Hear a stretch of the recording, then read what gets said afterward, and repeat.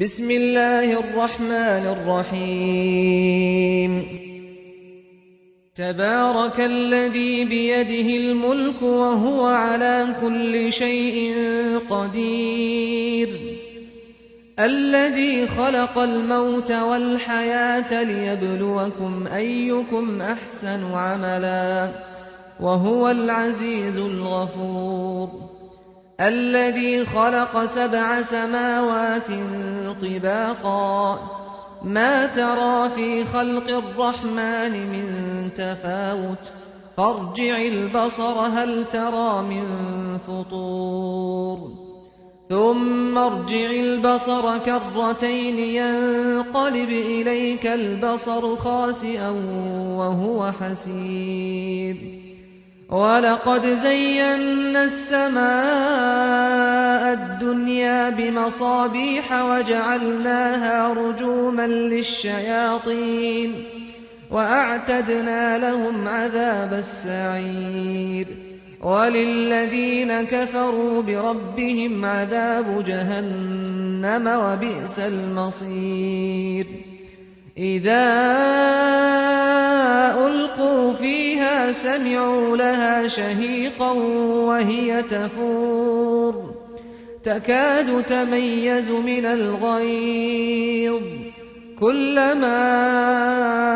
ألقي فيها فوج سألهم خزنتها ألم يأتكم نذير قالوا بلى قد جاءنا نذير فكذبنا وقلنا ما نزل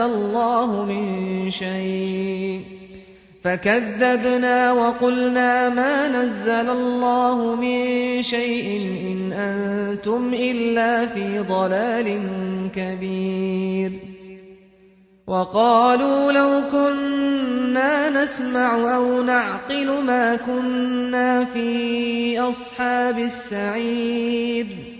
فاعترفوا بذنبهم فسحقا لأصحاب السعير إن الذين يخشون ربهم بالغيب لهم مغفرة وأجر كبير وأسروا قولكم أو اجهروا به إنه عليم بذات الصدور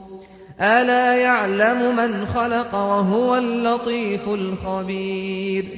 هو الذي جعل لكم الأرض ذلولا فامشوا في مناكبها وكلوا من رزقه وإليه النشور أأمنتم من في السماء أن يخسف بكم الأرض فإذا هي تمور أم أمنتم من في السماء أن يرسل عليكم حاصبا فستعلمون كيف نذير ولقد كذب الذين من قبلهم فكيف كان نكير أولم يروا إلى الطير فوقهم صافات ويقبضن ما يمسكهن إلا الرحمن إنه بكل شيء بصير أمن هذا الذي هو جند لكم ينصركم من دون الرحمن إن الكافرون إلا في غرور أمن هذا الذي يرزقكم إن أمسك رزقه بل لجوا في عتو ونفور أفمن يمشي مكبا على وجهه أهدى أمن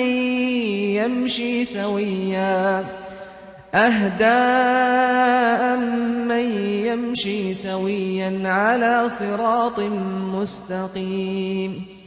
قل هو الذي أنشأكم وجعل لكم السمع والأبصار والأفئدة قليلا ما تشكرون قل هو الذي ذرأكم في الأرض وإليه تحشرون ويقولون متى هذا الوعد إن كنتم صادقين قل إنما العلم عند الله وإنما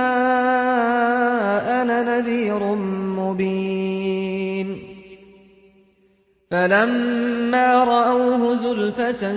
سيئت وجوه الذين كفروا وقيل هذا الذي كنتم به تدعون قل أرأيتم إن أهلكني الله ومن معي أو رحمنا فمن يجير الكافرين من عذاب أليم قل هو الرحمن آمنا به وعليه توكلنا فستعلمون من هو في ضلال مبين قل أرأيتم إن أصبح ماؤكم غورا فمن يأتيكم بماء